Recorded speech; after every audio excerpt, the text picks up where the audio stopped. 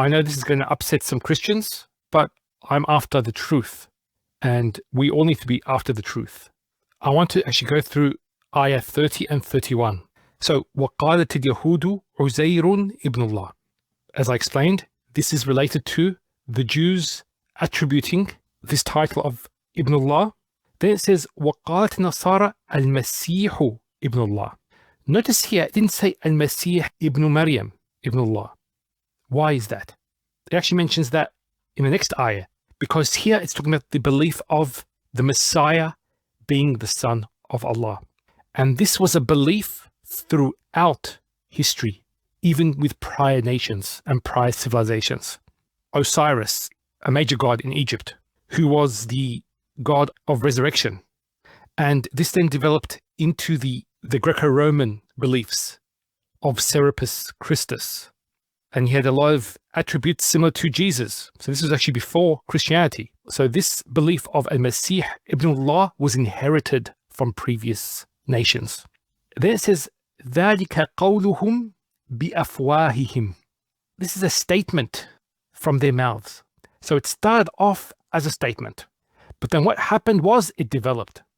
Then the next part is very important. يُضَاهِئُونَ. They imitate قَوْلَ الَّذِينَ كَفَرُوا مِنْ قَبْلِ. Those before. They imitate the statement of those before them. The ancient Egyptians, the Romans, and so on. These were beliefs that were passed down.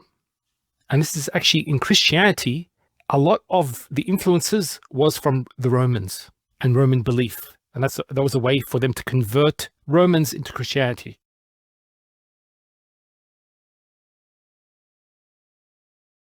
Then the next part, اتخذوا. Who's it talking about? Ahbar has been translated as rabbis in some translations, and people have taken it as rabbis and Christian monks. But actually, I believe here it's talking about Christians and Christians only. And the reason why, because I believe there's a connection here between taking the Ahbar and Ruhban as Arbab min dunillah wa Isa bin Maryam. Ahbar are the scholars. In the context, it's talking about Christian scholars. What happened was with the Christians is they took their scholars, the Ahbar, and these scholars, for example, in those councils that they had, where they formulated the doctrine of Trinity and all the doctrines of Christianity.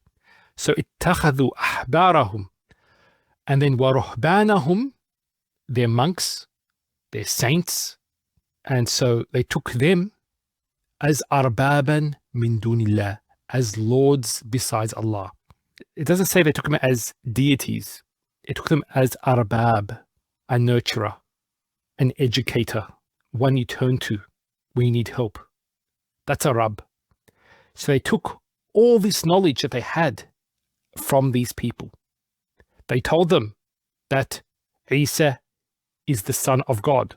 He's a part of the Trinity. They followed them.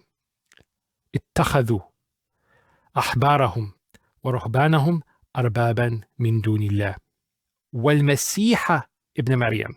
So notice here it talks about Al-Masih. Here Al-Masih ibn Maryam obviously is talking about Isa, Jesus alayhi salam. Here it says اتخذوا Al-Masih. As what? Notice in the Quran when it talks about اتخذوا, it's talking about worship. The Jews, for example, اتخذوا العجلة, that they took the calf as a deity. So here, them taking Isa bin Maryam as a deity. So they took their scholars and their monks, their saints, as arbab, and they took Isa as a deity, the Masih ibn Maryam. So there's a connection between them, because by following their scholars and their monks, they took Isa alayhi salam as a god. It was from them.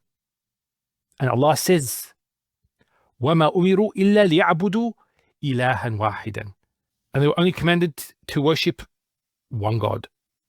لَا إِلَهَ إِلَّا هُ سُبْحَانَهُ عَمَّا يُشْرِكُونَ.